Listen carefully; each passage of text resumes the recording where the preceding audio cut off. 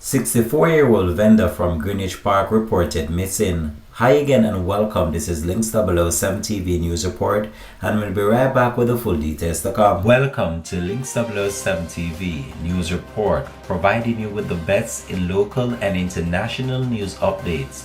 This is a place where you can get the most reliable and informative news information. Links 007 TV News Report. Welcome back and thanks for joining us. This is Links 007 TV News Report.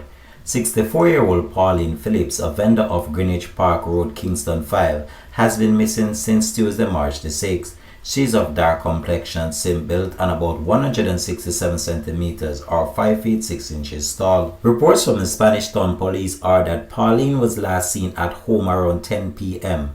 and has not been seen or heard from since. Anyone knowing the whereabouts of Pauline Phillips is being asked to contact the Spanish Town Police at 876-984-2305, the Police 119 emergency number, or the nearest police station. This has been Links 007 TV News Report. Thanks for watching.